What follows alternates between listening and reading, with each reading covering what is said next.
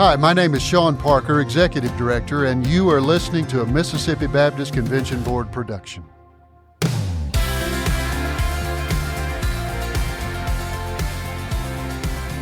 All right, here we are again on the Mississippi Baptist Around the Table podcast. We find ourselves at the third stop of a CP 100 dinner. We hope, Mississippi Baptist, you have been able to join us in one of these three areas, Oxford or Biloxi, and now here we are in Madison. I like to paint the picture for our audience as they're listening. You know, we're in a side room of the Fellowship Hall gym area here at First Baptist Madison, and so good to be here at the table. We find ourselves talking today. You clicked on the topic, and you know what the topic is by listening to this podcast. But we also we have Jon Maxey at the table, who has coordinated some of these thoughts for us today. But Jon Martin, why don't you introduce our guest for us? Yeah. So Jon Maxey is here as the Director of Church Planting and Revitalization, and glad to have him sit down with us today and have a conversation with Dr. Jeff Iorg again. Yep. So he's been on here twice. Three CP dinners and 2 times record with Dr. Iorg. It's great. I love being in Mississippi, and I love doing these podcasts with you guys. Good deal. Mississippi's your favorite, right? It's one. It's what I'm going to say tonight. That's what No, I'll let you correct me, but I'm going to say it tonight. Mississippi's one of my favorites. Right. Well said. Well said.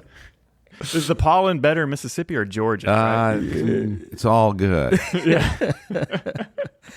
Good deal. Well, Jon, we're going to throw it to you, brother. Let you ask Dr. Iorg some questions. All right, good. Hopefully you got some prepared. Yes, right. Most definitely. He's got a slideshow in front of him. He does have a Notes. slideshow. I need all the help I can get. Okay, so this conversation, this time together, kind of is developed because of a presentation that I saw a few years ago. Stan Albright was an association mission strategist in Alabama, and so he shared this with me that you'd shared with the pastors there, and so really benefited from that. Also shared it with our pastors when I was serving as the AMS for Lauderdale Association. And so in regards to church revitalization, church renewal, I feel like a lot of what you shared in that video would be very beneficial. And so that's why we want to try to coordinate this time together. One of the things that you shared was a quote from William Bridges in The Art of Managing Transition. And he says, "It's not the changes that do you in, it's the transitions." And so when we think about church revitalization, we think about renewal, we think about a pastor trying to lead a church through maybe difficult decisions to do. Can you share the distinctions for our listeners as far as in regards to the differences between changes and transitions? When I read that quote a number of years ago, it was like it exploded off the page in my mind because it encapsulated something that I had intuitively sensed and had experientially lived through, but I didn't really have words to describe what had happened. I define change as the new set of circumstances introduced into the organization. Transition is the spiritual, emotional, and psychological adjustment people go through to accommodate the change. So the change in a church context or a ministry context where I live and work, the change is effective the day the church votes or the board votes. Right. The change is effective the minute the new circumstances are finalized in the organization. But that means the transition is still in process because now everyone has to react to the change. And those reactions can be many and varied, and that's what I describe as the transition process.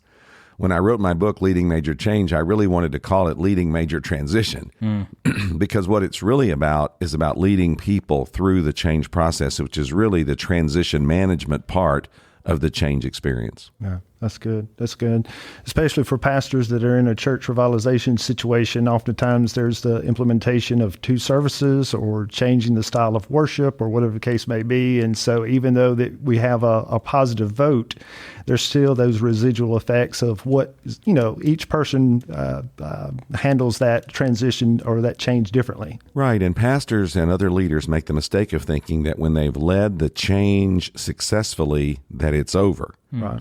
But that's really not true. They have to also lead the transition successfully, which is leading the people to, again, accommodate the change, adjust to, implement the change itself. And so you're right. The day the second service starts, or the day the vote is taken to hire the new pastor, or the day the vote is taken to remodel the facility or hire the new staff person to launch a new initiative, you may think, well, it's over that day, because you may have spent at that point 2 or 3 years building up to that decision point. But that's just implementing the change. That's not really managing the transition yet. That's still going on. That's good. That's good.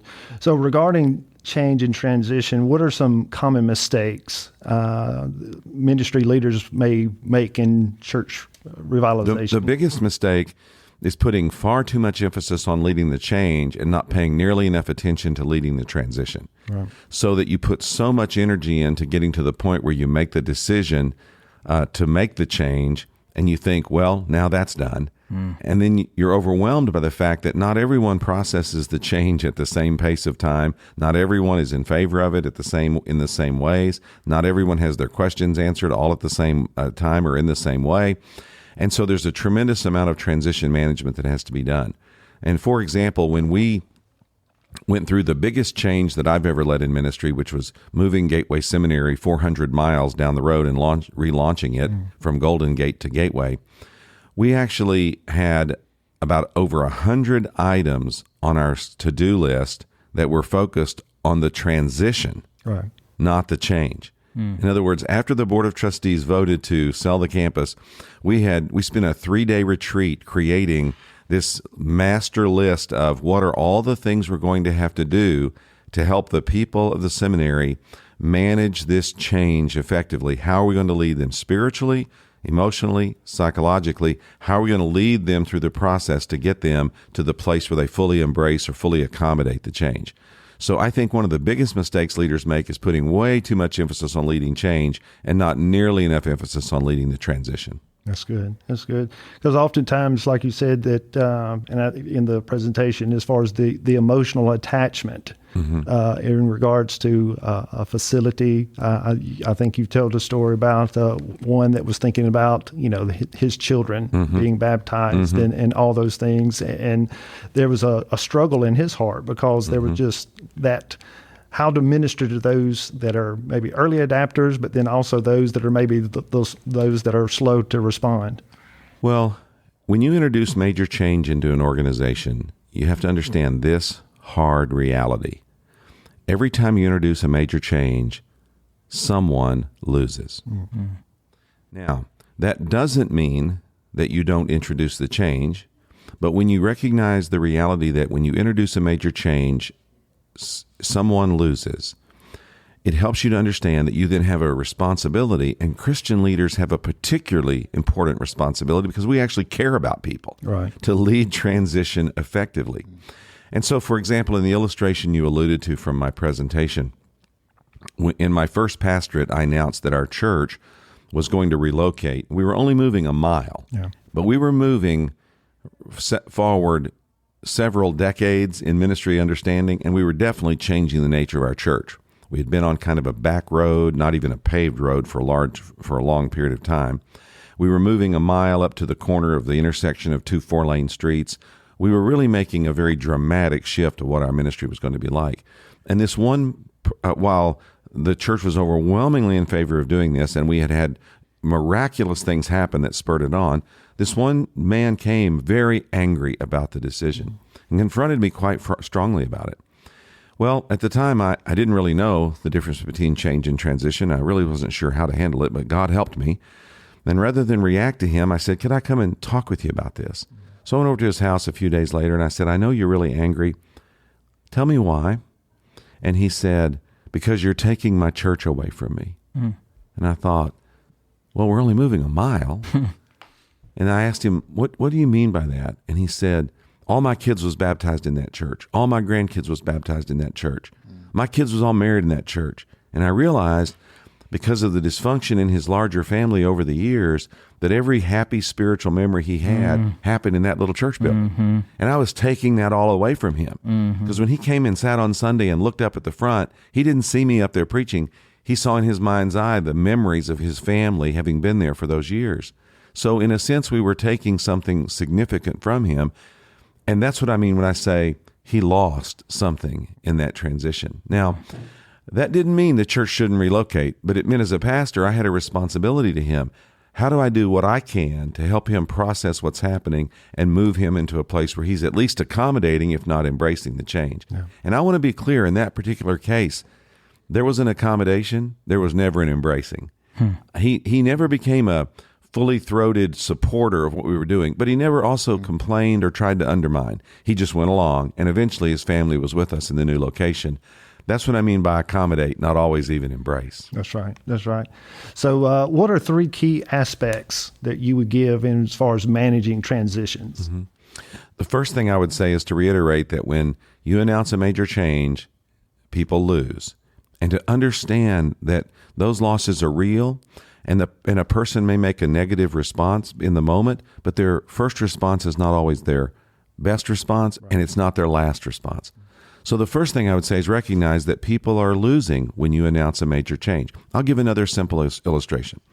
Some years ago, when I was a member of the First Baptist Church of San Francisco, downtown church in the center of the city, our pastor stood up and preached a message and laid out a vision for staying in the city and remodeling our facility. And I remember sitting there thinking, well, there goes my vacation.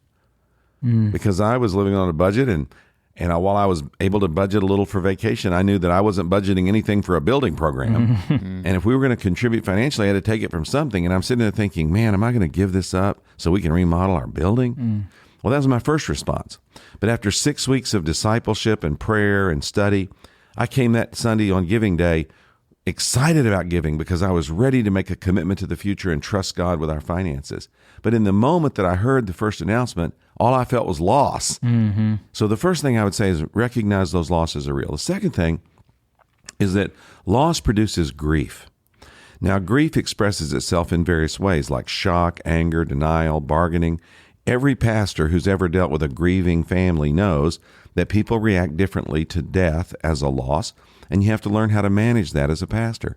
Same thing is going on in managing the losses that come from major change.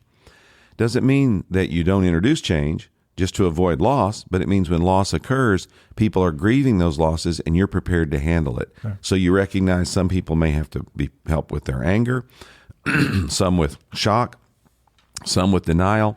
All of these emotions can be expressed when you're helping people to deal with the grief that comes from loss. And then the third thing I guess I would say is that when you have loss, which leads to grief, as Christian leaders, we have 2 great assets that we should use in ministering during these situations. The first is pastoral care. You already know how to do it, pastors. You already know how to help grieving people who are going through loss. Now just apply those same skills in these circumstances. And then second, not only do we have pastoral care, but we have disciple-making responsibility. When I gave my illustration about the building program, the church had a good strategy. They made the announcement, and then for the next several weeks, we had follow-up visits from our deacons. We had video messages from our pastor to watch each week. We heard a sermon every Sunday about giving and faith and God's vision for our future. And then we had a home Bible study that we could do as a couple that we could read scripture and talk about. And by that time that 6 weeks went by, the church's disciple-making process had actually, because of the loss and the grief and the pastoral care and disciple-making that were provided to me, I actually grew spiritually through the process. And so loss leads to grief. Grief calls for pastoral care and disciple-making. Pastors know how to do this. Now just apply those same skills in the context of leading change that you do in other kinds of loss and grief situations. Yeah. I know that we have a lot of first-time pastors and maybe some young pastors that maybe are not as experienced in regards to pastoral care, but especially in regards to transition. What are some key components of trying to provide pastoral care, especially in a season of transition? Well, first of all, recognize the stages or phases of grief. Shock, anger, denial, bargaining, adjustment. Different psychologists use different numbers of these phases and stages. When we went through this major change at the seminary, we used a 5-fold description like I've just given here on the podcast. Doesn't really matter how you analyze it. Just understand that that's what's happening in the lives of people. And then bring your pastoral care skills to bear on those issues. So if someone is angry, don't react to that anger. Just help them to understand it, to process it, and to work through it with you. If someone's in shock, don't judge them or belittle them. Give them time to come through the process. I had a faculty member, for example, a brilliant academic, who, when he heard the announcement of the seminary's relocation, after a few weeks came to me, and he was still in shock. And he said, "We've been thinking about this as a family, but we just can't do it." And I said, "Well, I understand that." So he said, "I wanted to tell you this personally because I'm going to start looking for another job because I can't do this." And I said, "I understand that." And then I said, "Now, let me just be clear. If you get another job at another seminary, aren't you also going to have to move?" And he said, "Yes, we are." And I said, "Well, brother, if you're going to move anyway, you're such a vital part of our team and our family. Why don't you just come on and move with us?" And it seems kind of silly today to talk about it this way, but he was just still in shock from the announcement and from the trauma that this was bringing into his life. And when I said that to him, he said, "Wow, you're right. Maybe I ought to just go with you guys." He's still on the faculty at Gateway all these years later, and he's still an incredibly vital part of our team because he saw. Because I saw that he was just in shock. He wasn't rebelling. He wasn't lacking faith. He was just dazed by what was happening and a little overwhelmed by it all. And I was able to care for him pastorally. Another person came to me and said, "Now, when you made the announcement, you said that the final papers hadn't quite been signed." And I said, "Well, no, we're close enough to the end that I needed to announce. But yes, there's a few more weeks before the final things are signed and the money changes hands." And he smiled and said, "So there's a chance this might not happen." I said, "Well, there's always a chance, but you're really just in a bargaining moment right here. You're thinking in your own mind, do I really need to embrace this yet?" I'm assuring you that you really do. Yeah. So what he needed was assurance and confidence that we really were moving on with it. That's the kind of pastoral care I'm talking about. Yeah. One of the things that I did badly as a young pastor that I learned to do much better as a more experienced leader is to not label people's concerns, questions, doubts, even sometimes their shock or their anger as some kind of spiritual rebellion. Now, to be sure, there are some people who simply oppose change and they're not going to change their minds, and you have to deal with that very directly. But most people who are struggling with change are not in that category. And with pastoral care and disciple making, they can come through that process and actually even grow spiritually by going through it with you. Yeah, that's good. Last question, guys, and thank you for your patience. Good job, Jon, man. Yeah. And you made reference to it. So what is the best way to respond to people who do not accept change? I mean, I know that, oftentimes there's this fear, well, if they accept it, then we just squash the idea. There's others that would say, well, let's agree to disagree in an agreeable way, just to keep the peace. I mean, and so you don't want to limit what God has led you to do as far as implementation at the church revitalization or whatever, but how's the best way? I mean, I know it's not a cookie cutter approach, but how do you would recommend to address people that are just completely against whatever transition or change is being made? Well, the first thing is we have to make an assumption that the change that's been announced, first of all, is essential to fulfilling God's mission in that church or that organization. The change is essential. It's not a frivolous thing that we're changing. We're changing something that matters and is going to be essential for us to reach more lost people with the gospel, turn more of those converts into disciples, and put more of those disciples into mission with us in ministry. That's the mission of God. And if the change is essential to the mission, then it's worth making. So let's make that assumption first. Now, if that's true, and a person is opposed to the change, then they're really opposed to the mission of God being accomplished in that church or organization. And if that's the case, this is going to be hard to say on the podcast and hard to hear, they have to go. Now, let me hasten to say, as a pastor, I never wanted to lose anyone. I'm not trying to get rid of anyone. I'm not looking to cause division. But if a person is resolutely opposed to the mission and to the change that will fulfill the mission, then they're going to have to make the decision to leave, or the church is going to have to say, we can't go on like this together.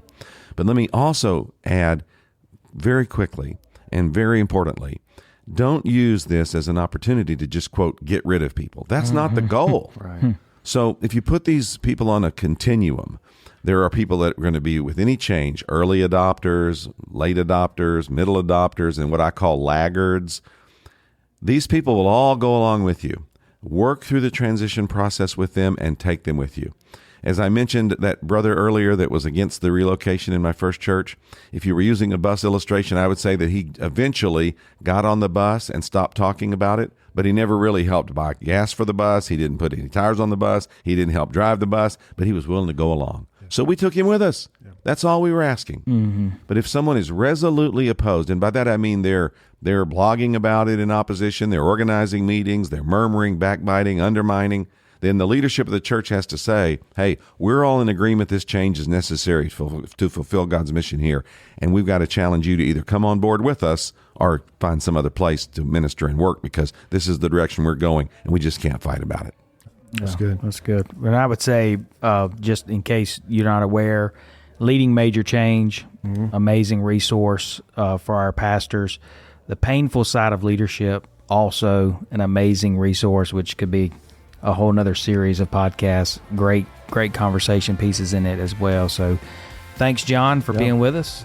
Thank you. Thanks, Dr. Iorg, for spending some time in Mississippi over the last couple of weeks. Thank you for inviting me. It's been awesome to be here for these Cooperative Program 100 celebration banquets, and also to do these podcasts with you guys. I really appreciate what you're doing, and I especially appreciate the support of Mississippi Baptist. Yeah, thanks. So, thanks so much. Appreciate it. This is Sean Parker, and I want to thank you for listening to today's podcast. As the Executive Director of the Mississippi Baptist Convention Board, I'm blessed to provide guidance for the cooperative work of over 2,000 churches across the state who are part of our mission family. Thank you, Mississippi Baptist, for your focus on the kingdom of God and your faithfulness to realize the Great Commission from the local church to the darkest spiritual pockets of the globe. If you have any questions about our mission, I'd love to hear from you at sparker@mbcb.org. You're making a difference by working together, and may the Lord be glorified because of it.